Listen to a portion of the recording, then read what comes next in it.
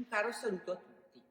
Il Comitato Regionale Veneto ha predisposto una serie di appuntamenti web con autorevoli relatori su diversi argomenti.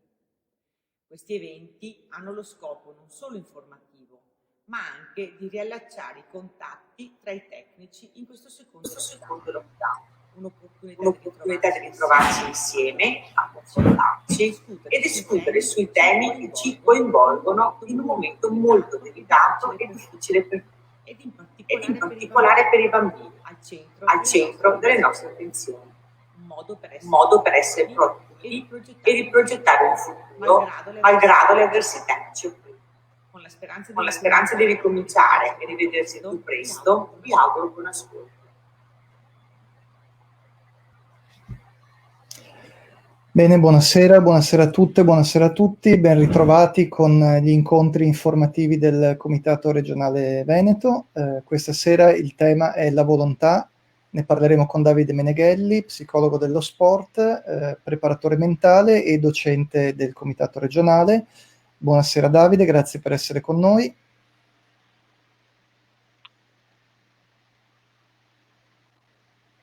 Davide, ci senti? Non sente. No. Intanto allora che Davide sistema i suoi problemi con l'audio, passo la parola a Antonella per un breve saluto. Antonella, prego. Buonasera a tutti, mi fa piacere che anche questa volta siamo riusciti a organizzare un incontro con un altro personaggio conosciuto nel nostro ambiente. Adesso se riusciamo a collegarlo, ringrazio in modo particolare proprio Davide che come vedete dallo sfondo e come sentite dal sottofondo è in piscina e quindi si stacca da quello che sta il suo ruolo da allenatore per portarci la sua esperienza e le sue conoscenze. Adesso se ripristiniamo il collegamento con Davide, partiamo. Dovremmo esserci. Davide, eccoci qua, ci senti? Sento tutto forte e chiaro. Grazie Davide. Abbiamo scoperto che i colpevoli sono gli auricolari. Bene, Davide, allora grazie ancora per essere con noi, ti abbiamo già presentato, quindi non rubiamo altro tempo al tuo intervento. Io e Antonella ci facciamo da parte e mettiamo in primo piano le tue slide. Grazie. Allora, buonasera a tutti intanto. Cerco di darvi un quadro generale di dove andremo con questo mio intervento. Andremo ad esplorare quello che è il costrutto della volontà. Volontà nello specifico intesa come la capacità dell'uomo di direzionare le proprie energie e di trovare le risorse dentro sé e fuori appunto per raggiungere i propri obiettivi. Nello specifico andremo a parlare di come costruire una volontà sana, di come crescere la nostra forza di volontà. Allora, leggo dalla slide: la volontà dell'albero lo spinge ad allungarsi verso la luce e nella profondità della terra. L'albero sa manifestare solo quella volontà. Il potere dell'uomo sta nel poter manifestare infinite volontà. Ed è proprio questo che voglio sia il concetto che ci accompagni, no, durante tutta la presentazione. Il fatto che l'uomo ha questo potere incredibile di poter scegliere, quindi quello che viene chiamato il libero arbitrio. A differenza di tante altre creature, come ad esempio l'albero, l'uomo ha questa facoltà che lo mette in cima a quello che definiamo come il creato, d'accordo? E questa sua capacità è talmente potente che può letteralmente permettergli di plasmare il mondo. Ed è questo il concetto che ci deve accompagnare fino alla fine. Ora vi leggo la definizione tratta dalla Treccani di quella che è la volontà. Allora, per volontà intendiamo la facoltà e la capacità di volere, di scegliere e realizzare un comportamento idoneo al raggiungimento di fini determinati. Già da questa definizione, appunto dalla Treccani, ci sono dei termini sui quali mi voglio soffermare con voi. Il primo è facoltà, ok? La volontà è una facoltà e con questo termine già vediamo quindi che la nostra volontà è un qualcosa che ha la capacità di manifestarsi o di non manifestarsi. Cioè la facoltà intende una capacità di fare o non fare qualcosa. Il secondo termine importante è scegliere e realizzare i termini. Questi rappresentano proprio nel più stretto del termine il libero arbitrio e la capacità di essere agenti e quindi di poter intervenire per plasmare il nostro futuro e quello che ci sta attorno. Un altro termine importante di questa definizione è la parola comportamento. Io, oltre a comportamento, aggiungerei pensiero, perché la volontà è quella facoltà e capacità di volere, di scegliere e realizzare un comportamento o un pensiero idoneo appunto al raggiungimento di un fine determinato. L'ultima parola importante è raggiungimento. Raggiungimento è un termine che riguarda il tempo e questo è importante da valutare quando parliamo di volontà, perché l'unico essere che ha una volontà immediata è Dio, quindi sia la luce e luce fu. L'uomo ha sicuramente una possibilità infinita, ok, di manifestare la propria volontà, ma deve necessariamente fare i conti col tempo e capire che appunto il manifestare della propria volontà passa attraverso delle tappe che siano a breve, medio o lungo termine, o comunque l'attuazione della propria volontà richiede una pianificazione. Passando alla slide successiva, ci chiediamo allora cos'è l'essere umano. Faccio questa domanda un po' provocatoria perché prima di parlare nello specifico della volontà vorrei condividere con voi quelli che sono quello che è effettivamente l'essere umano come sistema, d'accordo? È un sistema in continuo scambio sia fra le sue componenti, corpo, mente e spirito, che con l'esterno, gli altri esseri ed il mondo. Vorrei ragionare con voi proprio su cos'è l'essere umano. Siamo abituati a vederci come un'entità, diciamo, singola a sé, più o meno connessa con gli altri, ma in realtà l'umano, è molto, molto, molto di più.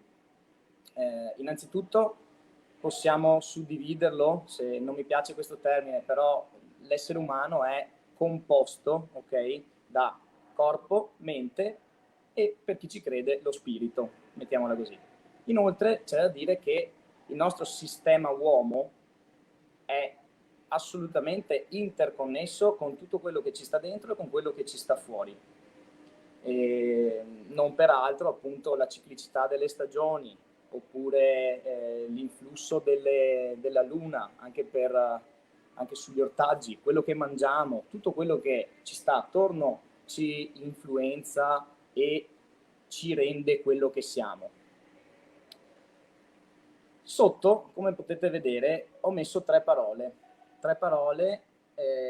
in lingua ebraica. Allora, la lingua ebraica, faccio un piccolo inciso, è una lingua molto affascinante che ho avuto modo di scoprire durante il primo lockdown e ha delle caratteristiche particolari che servono, cioè sono molto utili per il raggiungimento del significato intimo delle parole.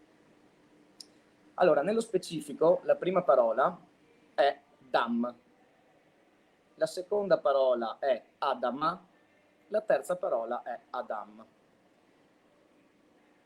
Vi segnalo che nella seconda parola, la terza lettera, l'ebraico si legge da destra verso sinistra, la terza lettera è la stessa lettera fatta a quadratino che c'è nella parola superiore e nella parola sottostante. È la stessa lettera, solo che in ebraico alcune lettere cambiano forma se sono lettere finali della parola. Questo per farvi notare come all'interno di queste tre parole c'è la stessa radice, composta appunto dalla lettera Dalet, la D, e dalla Mem, la M. Nello specifico, la prima parola, Dam, significa sangue. Sangue non inteso solo come il vero sangue che scorre, ma inteso anche come vita, d'accordo? Come vitalità. La seconda parola, Adama, invece, significa terra. Terra intesa come il terriccio, come l'humus, il terreno ricco di vita. La terza parola è Adam, che nello specifico viene tradotto come Adamo, e siamo tutti abituati a sentire la parola Adamo, ma più correttamente andrebbe tradotto con il termine terrifero.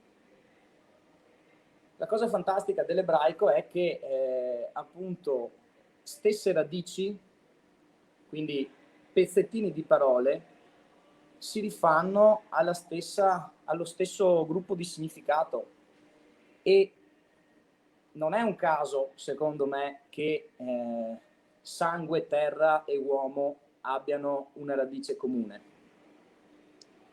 Non sto qui comunque a farvi un trattato di teologia, ma è vero che nei testi sacri, sapendoli leggere dalla lingua originale, riusciamo sicuramente a cogliere la saggezza delle persone che le hanno scritte, o comunque questa saggezza primordiale che dimostrava un vero contatto dell'essere umano con la terra, intesa come tutto il mondo che ci sta attorno. Andando avanti, grazie Federico, dobbiamo inoltrarci ancora un po' di più in quello che è l'essere umano per capire appieno che cos'è la volontà, no? Allora, prima di arrivare appunto a capire cos'è bene la volontà, andiamo ancora ad esplorare come siamo fatti. Potere mentale e non solo. L'influenza del corpo sulla mente e della mente sul corpo. Un sistema che, se esplorato e coltivato, può esprimersi attraverso infinite volontà. Perché appunto la volontà ha bisogno di consapevolezza, quindi di conoscere il nostro sistema? Perché se conosco bene chi sono non in termini solo di persona come personalità, ma cosa sono, quali sono le mie caratteristiche come terrifero, come essere umano, allora solo lì avrò una piena consapevolezza del potere che può avere la volontà. Dai due disegnetti potete vedere in quello al centro con il corpo intero, diciamo è uno schizzo banale di quello che è il nostro sistema nervoso centrale e periferico, con il cervello in alto e tutti i nervi. Il secondo disegno è sempre un cervello. Direte no, è un intestino. Beh, è un cervello. Ormai è da anni che viene studiato il nostro sistema nervoso, e ad oggi l'intestino viene riconosciuto effettivamente come un secondo cervello. Non penso di dire una novità, probabilmente molti di voi lo hanno già sentito dire, ormai è fortunatamente divulgata questa notizia. Ma perché voglio insistere su questi due disegni? In uno, nel primo, quello dell'uomo completo, vediamo come il sistema nervoso va a ramificarsi in modo importante in tutto il corpo, e questo ci mette di fronte all'idea che mente e corpo sono connessi. Io addirittura, parlando con colleghi eccetera, ho sparato la mia cartuccia dicendo che sarebbe anche sbagliato continuare a dividere mente e corpo. Sarebbe corretto invece ormai parlare di mente-corpo, dovrebbe essere addirittura scritto tutto assieme, mente-corpo, perché appunto c'è un'interconnessione tale per cui è ormai, anche a livello scientifico dimostrato, è ormai banale e riduttivo separare queste due componenti. Per quanto riguarda l'intestino è un secondo cervello in quanto ha una un quantitativo di cellule pari a quelle di un cane di media taglia. E io ritengo che i cani siano degli esseri più o meno intelligenti, per cui se all'interno del mio intestino c'è lo stesso quantitativo di massa cerebrale, vuol dire che anche il mio intestino deve essere intelligente. Al di là di questi dati anatomici, è stato dimostrato che l'intestino ha una sua funzionalità a parte, si autogestisce e è solo in comunicazione con il cervello, però ha la piena capacità di decidere che le secrezioni, di decidere come elaborare il cibo, di decidere quanta serotonina dare al nostro corpo, e la serotonina è fondamentale in quanto ci fa stare bene, detta in maniera proprio semplicistica, e in più un altro aspetto fondamentale di queste nostre viscere, di questo nostro mondo enterico, è sapere che dentro di noi vivono un'infinità di esseri, il cosiddetto microbiota, quindi la massa di tutti i batteri che abbiamo a livello enterico, e addirittura ne abbiamo una quantità tale che, volendo fare un paragone in termini di percentuale, l'essere umano è composto all'1% da cellule derivanti dall'unione dei gameti e quindi da quello sviluppo embrionale, e dal 99% invece è composto da batteri, cioè all'interno del nostro essere ci sono più batteri che cellule umane. Tutto questo continuo a dirvelo solo per darvi sempre un'idea più completa di che cosa siamo, appunto, e della potenza che possiamo esprimere attraverso la volontà. Insisto ancora un po' sull'intestino, perché vorrei portarvi l'esempio di alcune ricerche. Ormai questo filone di ricerca è attivo da 10 anni, forse anche più, che riguarda appunto la condizione microbiologica del nostro intestino. Nello specifico sono stati condotti degli esperimenti su animali, in genere vengono usati dei topolini, che vengono fatti nascere in quella che si chiama free germ condition. Tutti, quando nasciamo, non abbiamo batteri dentro il nostro intestino, pure gli animali. Iniziamo a coltivare, diciamo, dei batteri dentro il nostro intestino appena usciamo dall'utero materno, e quindi quando iniziamo la nostra, diciamo, esposizione al mondo. Stessa cosa appunto gli animali, ma attraverso una metodologia per cui vengono messi in un ambiente sterile subito al momento della nascita, riescono a mantenere questa caratteristica di un intestino vuoto, passatemi il termine. Cosa hanno fatto con questi animali? Hanno condotto degli esperimenti per vedere se il tipo di flora intestinale o la non flora va ad incidere sui nostri comportamenti, sul comportamento degli animali in generale, però poi lo studio è stato ampliato anche sugli uomini. Ed è stato notato che gli animali in condizione di free germ condition, quindi senza nessun batterio nel loro intestino, hanno una ridottissima capacità di fronteggiare lo stress. Uno degli esperimenti più classici era mettere un topolino all'interno di una bacinella d'acqua senza le pareti per uscire. E un esempio lampante è stato dato dal fatto che il topolino con una flora batterica sana ha iniziato a nuotare. Il topolino invece senza flora batterica è andato nel panico fondamentalmente.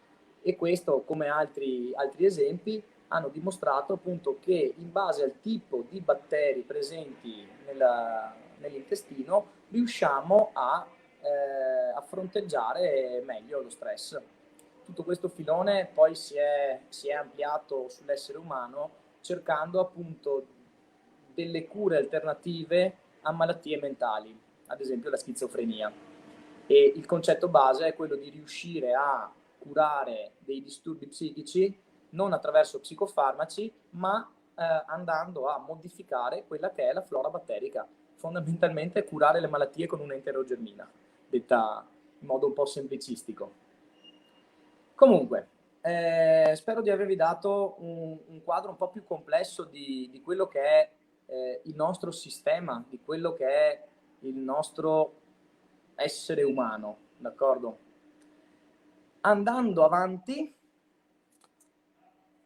andiamo a parlare più nello specifico della volontà. Coltivare la volontà, agire sul sé. Allora, una volta che l'essere umano ha capito che quello che mangia, quello che odora, come si muove, i pensieri che fa, che tutte queste cose incidono su quello che è, ok? Nel momento in cui l'essere umano ha capito questo, può mettersi a coltivare la propria volontà e allenarla. Ora vorrei leggervi una storiella che recupero che riguarda appunto la forza di volontà. La storia del ragazzo che diventò un bufalo. Sulle pendici di una montagna, in India, sorgeva un accogliente eremitaggio affacciato su una meravigliosa vallata coperta di fiori. Qui vivevano un grande maestro ed il suo devoto discepolo. Ogni giorno, mentre l'alba ancora si attardava sopra la valle, il maestro era solito chiedere al discepolo di sedersi diritto, nella perfetta postura della meditazione, e di ascoltare i suoi insegnamenti con profonda attenzione. Così, ogni giorno il discepolo assorbiva avidamente le lezioni che cadevano dalle labbra del maestro. Un giorno, tuttavia, il maestro si accorse che il giovane discepolo era distratto e irrequieto e gentilmente gli chiese: «Figlio mio, oggi la tua mente non è concentrata sulle mie parole e sembra vagare altrove, sulle colline. Dimmi, ti prego, il motivo della tua distrazione». Il discepolo rispettosamente rispose: «Venerabile maestro, oggi non riesco a concentrarmi sulla vostra lezione, perché la mia mente non fa che pensare al bufalo appena acquistato dalla mia famiglia, che pascola nei verdi campi della vallata». Invece di sgridare il discepolo, il guru gli chiese con calma di ritirarsi nella stanza del silenzio, di chiudere la porta e di non pensare a nient'altro che al bufalo. Trascorse un giorno e il mattino seguente il maestro sbirciò nella stanza del silenzio attraverso una finestrella. Il discepolo stava ancora meditando sul bufalo. Così il maestro gli chiese: «Figliuolo, cosa stai facendo?» Il discepolo rispose: «Signore, sto portando al pasco il bufalo nel campo. Volete che venga da voi?» Il maestro rispose: «No, figlio mio, non ancora. Continua a pascolare il tuo bufalo». Trascorse un altro giorno e il terzo mattino il maestro guardò di nuovo nella stanza del silenzio attraverso la finestrella e chiese: «Mio caro ragazzo, cosa stai facendo?» A questa domanda il discepolo in estasi rispose: «Celestiale maestro, vedo il bufalo nella mia stanza e gli sto dando da mangiare. Volete che venga da voi con il mio bufalo?» Il maestro rispose: «Non ancora, figlio mio. Continua a visualizzare il bufalo e a dargli da mangiare». Trascorsero altri 2 giorni di meditazione e visualizzazione del bufalo. Il quinto giorno, il guru parlò nuovamente attraverso la finestrella della stanza del silenzio, dove il discepolo si trovava da solo, completamente immerso nell'estasi. «Figlio mio, dimmi, cosa stai facendo adesso?» Il discepolo muggì, imitando la voce di un bufalo. «Che cosa intendete dire?» «Io non sono il bufalo, io sono il bufalo, non sono vostro figlio». Allora il maestro, sorridendo, replicò: «Benissimo, signor bufalo, sarà meglio che usciate dalla stanza del silenzio». Il discepolo però non voleva uscire. «Come faccio ad uscire da quella porticina?» disse con voce tonante. «Le mie corna sono troppo grandi e il mio corpo è troppo grosso». Allora il maestro entrò nella stanza del silenzio e fece uscire il bufalo dalla sua trance. Il discepolo sorrise nel ritrovarsi a quattro zampe mentre cercava di imitare l'oggetto della sua meditazione. Poi, dopo un leggero pasto, andò ad ascoltare le parole del maestro. Gli furono poste numerose domande spirituali, profonde, e gli rispose a tutte correttamente, come non aveva mai fatto prima. Alla fine il guru osservò: ora la tua concentrazione ha raggiunto lo stato perfetto, in cui tu e la tua mente potete essere una cosa sola con ciò che stai studiando. Allora, perché ho voluto leggervi questa storia? Parla di meditazione di altissimo livello e fortunatamente siamo già stati introdotti alla mindfulness, quindi sappiamo un po' di cosa stiamo parlando.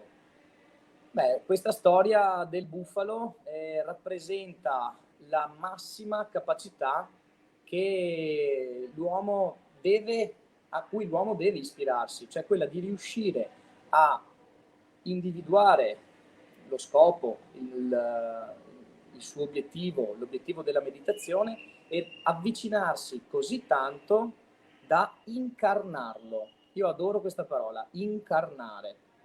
E questo lo possiamo fare tutti, ci vuole tempo, ci vuole pratica, però la possibilità di incarnare un obiettivo, incarnare un'attitudine, incarnare una volontà è possibile attraverso l'esercizio. Per fare ciò però appunto il percorso è lungo e importante. Quindi attraverso cosa si passa? Si passa attraverso la cura del sé, declinata a tutto il sistema mente-corpo. Come nutrire e curare il proprio sistema? Bisogna lavorare su più piani. Dobbiamo lavorare sicuramente sul piano fisico, dobbiamo lavorare su un piano comportamentale e dobbiamo lavorare sul piano emotivo e cognitivo, che per semplificare potremmo dire mentale. Per mentale non intendiamo appunto solo la cognitività fredda, ma anche la cognitività calda, quindi quella che appunto è l'emotività. Andiamo avanti, per favore. Grazie. Allora, cosa voglio diresti di questa slide? Multidisciplinarità, collegamento con le nostre emozioni, con la nostra interiorità e percorso a tappe. Queste le parole chiave, i concetti chiave. In che senso? Per riuscire a costruire una volontà importante è sicuramente necessario avere rispetto e cura del proprio corpo, sia nutrendolo che curandolo. Nutrire il proprio corpo significa insegnargli tutto quello che è possibile fare dal punto di vista fisico. Non per niente il CONI, la scuola dello sport del CONI, ci insegna che la multidisciplinarità è un elemento base per la crescita sana dei nostri ragazzi, dei nostri bambini. Peccato che abbiamo un sistema scolastico non vicino a questo ideale, perché effettivamente riuscire a formare degli individui con capacità motorie versatili, adattabili, crea generazioni di persone con un'autoefficacia corporea incredibile, e già da qui partiremo ad essere una razza umana ad un livello superiore, perché conoscere le proprie potenzialità fisiche, esplorarle, avere la possibilità di coltivarle, genera un senso di appunto autoefficacia, di sentirsi capace, di sentirsi agente a livello fisico nell'ambiente, che dà una marcia in più. Quindi sicuramente noi siamo avvantaggiati, perché lavorando nell'ambito del nuoto, della piscina, abbiamo la possibilità di lavorare già su più versanti, perché possiamo fare esercitazioni che coinvolgano sia l'aspetto a secco sia l'aspetto di galleggiamento e quello acquatico. Quindi sfruttiamo questa nostra possibilità di formare delle future generazioni quando ci sarà ancora permesso ripartire con la scuola nuoto, e non pensiamo che insegnare a nuotare significa soltanto stare in acqua, ma banalmente il classico tuffo fatto in tutte le salse significa imparare a muovere il proprio corpo in aria, poi si cade in acqua. Però abbiamo questa fortuna, non sprechiamola. Secondo concetto fondamentale, collegamento fra parte cognitiva fredda e cognitiva calda, quindi fra la nostra parte cerebrale e esecutiva, mettiamola così, e la nostra parte emotiva, emozionale. È sicuramente importante per l'uomo che vuole costruire una volontà sana e virtuosa. È importante conoscersi, è importante esplorarsi, è importante accettarsi. Solo attraverso l'esplorazione e l'accettazione di noi stessi possiamo poi esprimerci con tutta la nostra potenza e perciò andare a contagiare in modo positivo chi ci sta attorno. Perché l'uomo che non è consapevole dei propri stati d'animo, o l'uomo che non è consapevole delle proprie emozioni, di come gestirle, di come regolarle, che non significa essere un computer, regolare le emozioni significa avere la capacità di adattarsi anche alle situazioni. L'uomo che sa fare questo sa appunto esprimere una forza triplice rispetto a chi invece va a caso nel proprio caos emotivo. Necessario alla nostra volontà è il terzo concetto, cioè quello di un percorso a tappe. La volontà richiede appunto per manifestarsi del tempo. Il suggerimento che do è quello di iniziare a lavorare per piccoli, medi e lunghi periodi di programmazione, come si fa nella calendarizzazione, no? Nello sport. La stessa cosa si può applicare, lo stesso principio si può applicare a tutta la nostra vita.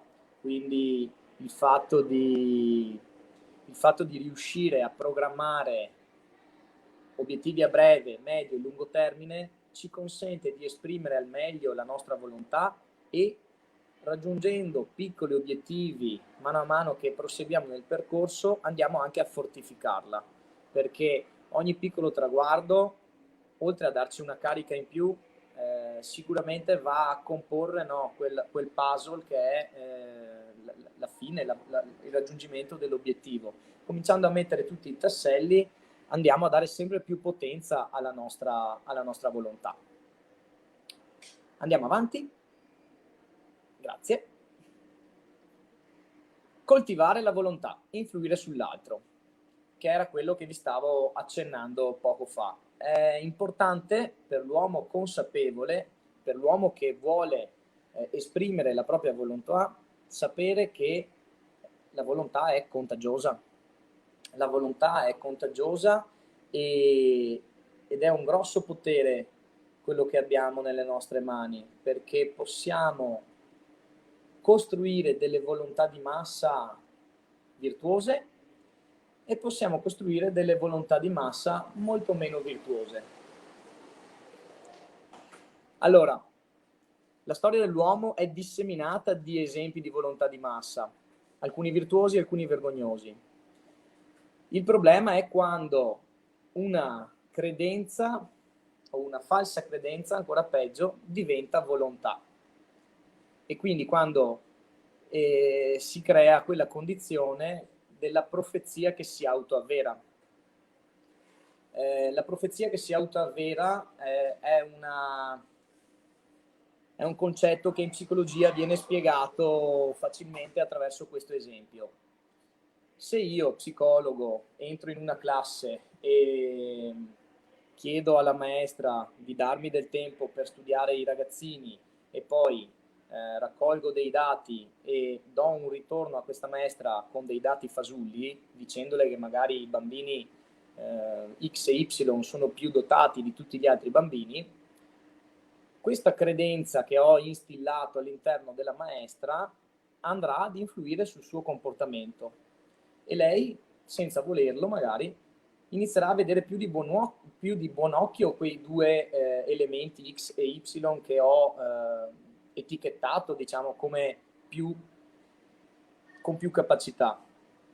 Questo ci deve far riflettere, perché avere una volontà forte e avere il potere di contagiare altre persone può portarci come razza umana su due strade.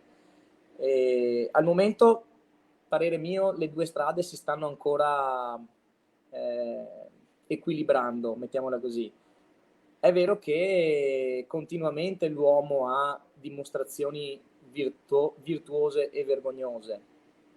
Due esempi ve li ho messi nelle slide che seguono e andando avanti, appunto, questa è una frase scritta su un edificio vicino a una piazza di Cison di Valmarino.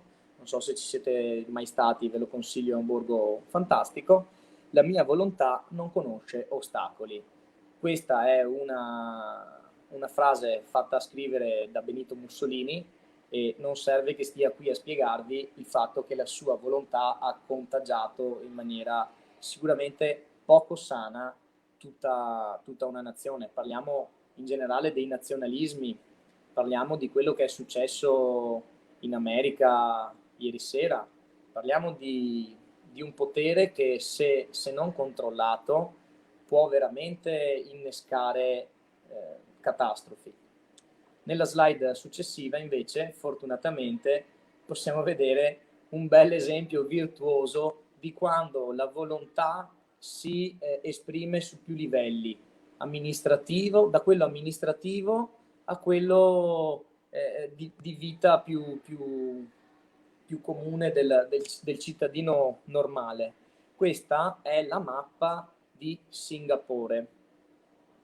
Singapore è un posto dove si vive benissimo, ci sono sicuramente delle regole ferree, magari che qualcuno può pensare come bizzarre, ma al di là di questo volevo farvi notare la quantità di verde, mi viene da piangere a vedere questa foto, la quantità di verde che è presente a Singapore. Nello specifico potete vedere che le parti nere sono le uniche parti non vegetali, quindi quello che è stato edificato fondamentalmente.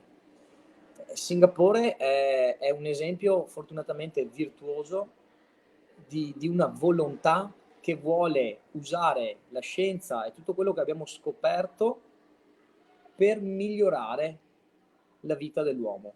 E dovrebbe essere questo il fine ultimo di tutte le amministrazioni in generale, ma di tutti noi esseri.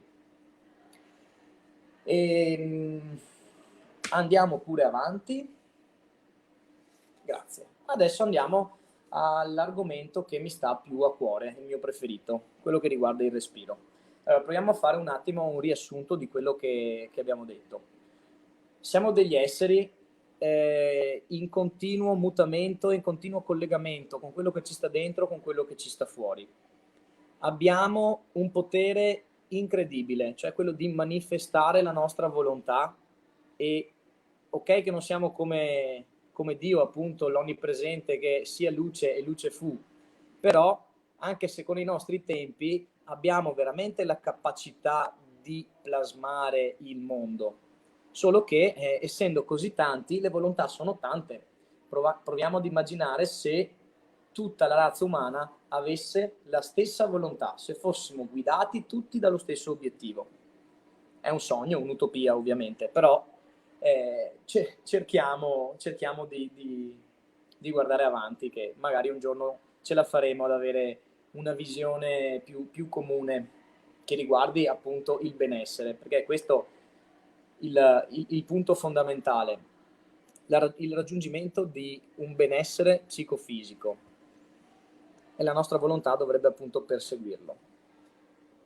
Riassunto ciò, ora parliamo del respiro, in quanto il respiro è è lo strumento per eccellenza che abbiamo a disposizione per poter, uno, regolare noi stessi, due, dare forza alla nostra volontà, alle nostre idee. Oltre al fatto che respirare bene ci fa sicuramente guadagnare dal punto di vista del benessere. Quella del respiro non è una novità, d'accordo? Esistono anche delle pubblicazioni.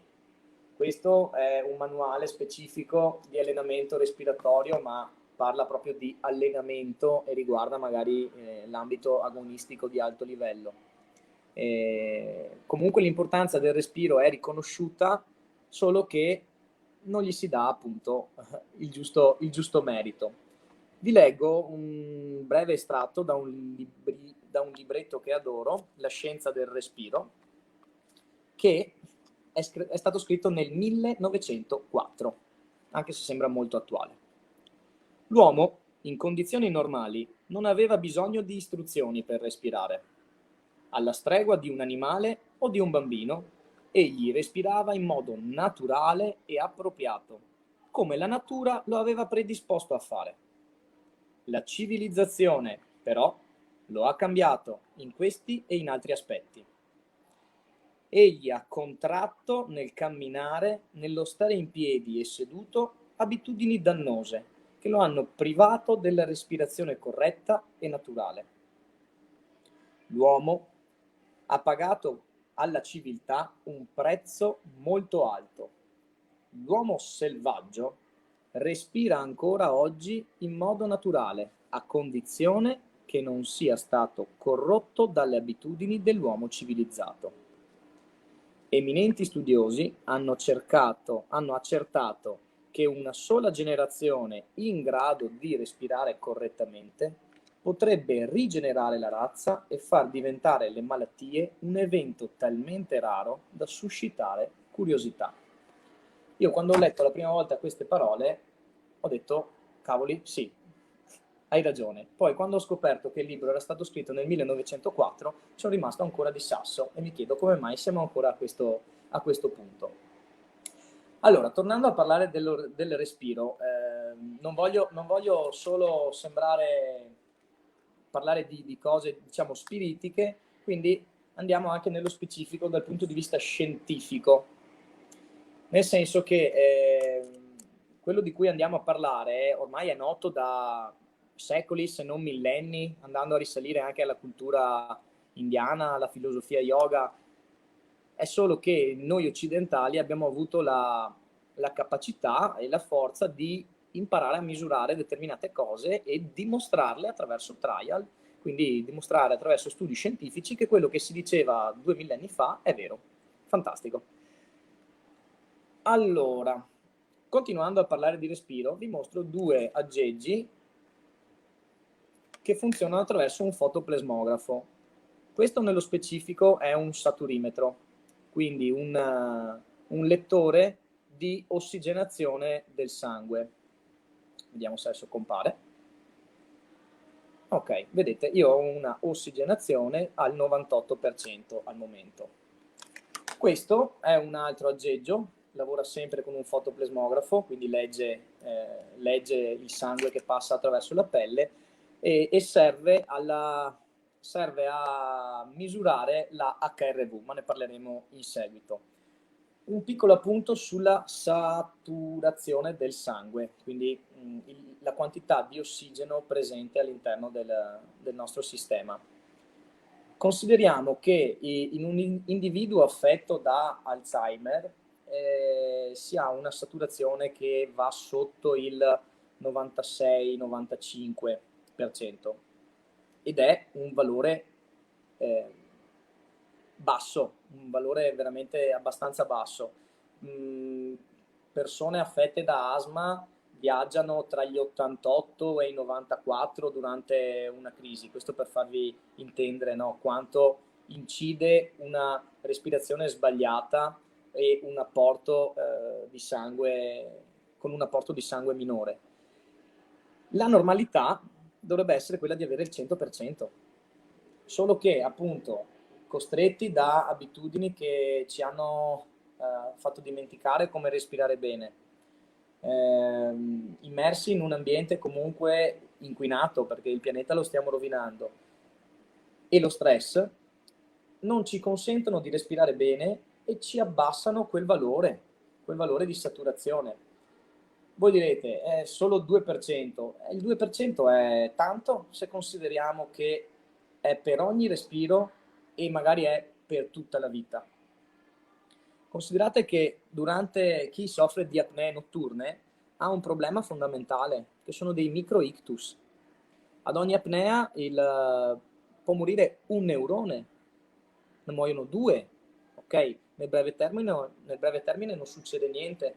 Nel lungo termine, per una vita, se uno continua ad avere apnee durante la notte, si crea una deforestazione praticamente neuronale, va selettivamente ad uccidere i propri neuroni mano a mano e avrà delle ripercussioni. E questo deve farci pensare sul fatto che respirare male può portarci ad avere un benessere minore, d'accordo? Anche dal punto di vista della guarigione, respirare bene fa guarire prima, anche dagli infortuni sportivi. Infatti io ai miei atleti, sono un preparatore mentale, ai miei atleti la prima cosa che insegno a fare quando si rivolgono a me è respirare, d'accordo? Il respiro inoltre è molto importante perché è un collegamento, è un ponte fra il nostro sistema simpatico e parasimpatico. Allora, stiamo parlando del sistema nervoso autonomo, quindi quello che in teoria va in automatico.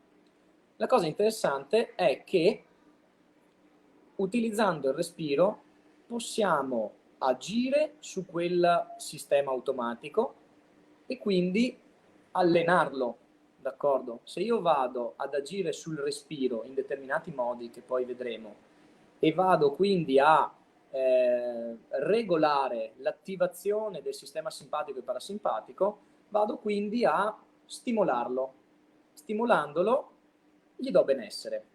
Nello specifico abbiamo con il simpatico una attivazione del nostro sistema, mentre col parasimpatico andiamo a disattivare, non nel termine di disattivare, ma di abbassare il livello di attivazione del nostro sistema.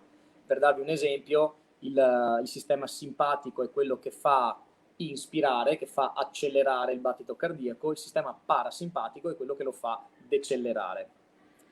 Andiamo avanti con la slide, per favore. Allora, il respiro appunto è un ponte che collega sistema simpatico e parasimpatico e questo ha una strettissima correlazione con quello che è il nostro HRV. La HRV, per chi la conosce già, bene. Per gli altri provo a dare una breve introduzione. La Heart Rate Variability.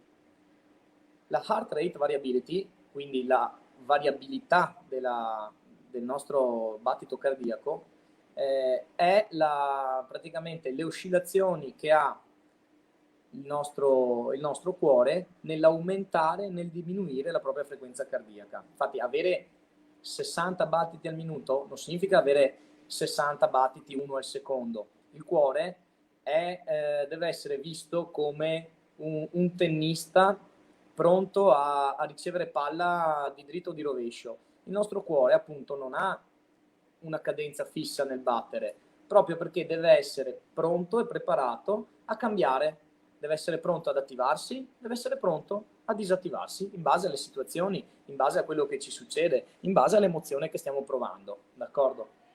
Quindi saturazione sanguigna e coerenza cardiorespiratoria sono due importanti indici della qualità del nostro respirare e di conseguenza dello stato di forma del nostro sistema nervoso. Parlo di coerenza cardiorespiratoria in quanto attraverso l'allenamento, quindi la pratica del respiro e attraverso questo aggeggino che vi ho fatto vedere, che è un misuratore di HRV, cioè va a calcolare attraverso un algoritmo appunto come oscilla la mia variabilità cardiaca, e questo aggeggino ci dà su uno schermo, ci sono di vari strumenti, varie applicazioni, ci dà i due grafici che avete qui in slide. Allora, la coerenza cardiorespiratoria riguarda il grafico in azzurro. Quando invece siamo nella condizione in rosso non c'è coerenza cardiorespiratoria. Cosa significa coerenza cardiorespiratoria? Significa che ho raggiunto un equilibrio fra il mio atto respiratorio e la mia oscillazione della variabilità cardiaca. Quando inspiro il cuore aumenta i battiti, quando espiro il cuore decelera.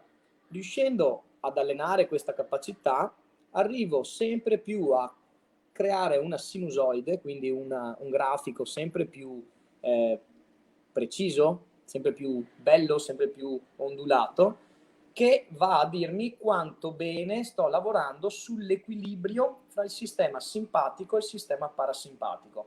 Fondamentalmente quando inspiro attivo il simpatico, quando espiro attivo il parasimpatico. Riuscire a farlo con un atto respiratorio perfettamente calibrato, 50 in, 50 es, e magari con una piccola pausa nel mezzo, mi permette di trovare il vero equilibrio fra il sistema simpatico e parasimpatico, e questo è molto rigenerante per il nostro sistema, perché lui è abituato ad andare a caso, perché è la sua natura, d'accordo? Riuscire a metterlo in una condizione di equilibrio è allenante per il suo benessere. Il grafico sotto, quello in rosso, mostra una situazione in cui non c'è assolutamente coerenza cardiorespiratoria e è appunto classico negli individui che hanno un forte stress, e infatti lo stress va poi ad incidere sul modo di respirare, e il nostro modo di respirare va ad incidere nuovamente sulla nostra capacità di fronteggiare lo stress. Praticamente è un circolo vizioso che si instaura. Andiamo avanti. Esercizi di volontà. Allora, abbiamo inquadrato che cos'è l'uomo, che cos'è l'essere umano. Abbiamo inquadrato qual è il potere che ha la volontà, e abbiamo anche capito che il respiro è fondamentale in quanto ci serve proprio come strumento principe per allenare la volontà. Questo perché, se vogliamo parlare in termini psicologesi, mettiamola così, la volontà è la massima, è l'espressione del nostro essere, la massima espressione del nostro essere, composto da cosa? Da tutto quello che siamo anche a livello mentale, quindi dalle nostre funzioni cognitive, dalla memoria, l'attenzione, la concentrazione, delle nostre emozioni. Il respiro è appunto quel ponte che ci permette di allenare tutte assieme queste facoltà e quindi di generare una volontà più forte. Vi sarà capitato magari di incontrare delle persone che hanno un carisma di quelli che tocchi, un'aura di potenza che riesci quasi a vedere, ad annusare. Quelle persone hanno sicuramente una volontà che si esprime in maniera così forte al punto da farla percepire agli altri. Quella che in psicologia viene anche definita la teoria della mente è la capacità che ha l'uomo di intuire cosa sta pensando l'altro, ok? Nel momento in cui abbiamo un essere consapevole, forte, con un'autoefficacia, consapevole della sua potenza, noi riusciamo a palpare proprio questa sua potenza, e l'essere consapevoli di ciò, torniamo al discorso di prima, può portare verso una strada virtuosa o una meno virtuosa, e qui dipende sempre da che tipo di persona e da come uno è stato abituato a conoscere la propria volontà, perché se uno l'ha scoperta, se una persona la scopre mano a mano, coltivandola, capisce che ha un potere importante da gestire in maniera precisa. Quando invece ci si trova troppa potenza e troppa volontà in fretta, si rischia di sbagliare il passo. Per concludere vorrei lasciarvi alcuni esercizi che servono appunto a stimolarci nell'avere una volontà un po' più forte, ok?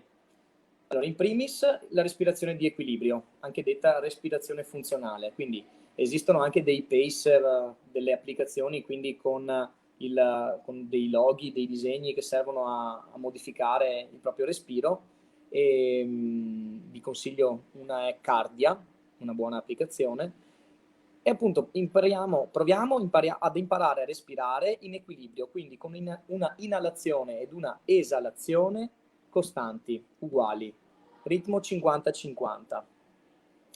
Un altro esercizio che potete provare a fare è la respirazione quadrata. Anche qui esistono delle applicazioni, altrimenti potete semplicemente usare la vostra immaginazione o prendere un foglio di carta. Inspiro seguendo un lato, trattengo seguendo un lato, espiro sul terzo lato e trattengo di nuovo in apnea negativa nell'ultimo lato del quadrato. Un altro esercizio importante è quello dell'apnea. Attenzione, avvicinatevi all'apnea magari in maniera sicuramente graduale, non praticatela da soli, meglio se andate a seguire un corso, ecco. Un altro esercizio è quello dell'ambidestrismo e l'ultimo è quello del digiuno. Li ho passati velocemente perché voglio provare a darvi un cappello. Questi sono tutti esercizi che richiedono, a parte i primi due che riguardano il respiro, quello dell'apnea, dell'ambidestrismo e del digiuno, sono delle pratiche che richiedono uno sforzo di volontà, d'accordo? L'apnea è fermarsi alla fame d'aria, cioè nel lasciare un bisogno primario che è quello dell'aria, ok? E quando cominciamo a fare 1 minuto, 1 minuto e 30, 2 minuti di apnea, comincia a farsi sentire quella fame lì, riuscire a rimandare un po' è sicuramente uno sforzo di volontà importante. Quello dell'ambidestrismo pure, riuscire ad imparare a lavarsi i denti con la mano sinistra, a mangiare con la mano sinistra, a scrivere con la mano sinistra, parlo io che sono destrimano, o viceversa, appunto se uno è mancino usa la destra. È sicuramente uno sforzo di volontà importante. Le prime volte magari vi manderete lo spazzolino su per il naso, però poi dà delle soddisfazioni. L'ultimo è quello del digiuno, è un'altra pratica a cui vi consiglio di avvicinarvi gradualmente, e anche qui stiamo parlando di fermare un bisogno primario, che è quello del nutrirsi. Anche qui la filosofia yoga insegna da millenni come fare a praticare il digiuno. È sicuramente opportuno anche qui avvicinarsi per gradi e magari farsi consigliare da un esperto e non provare a caso questa pratica che può farvi trovare un po' scarichi, ecco.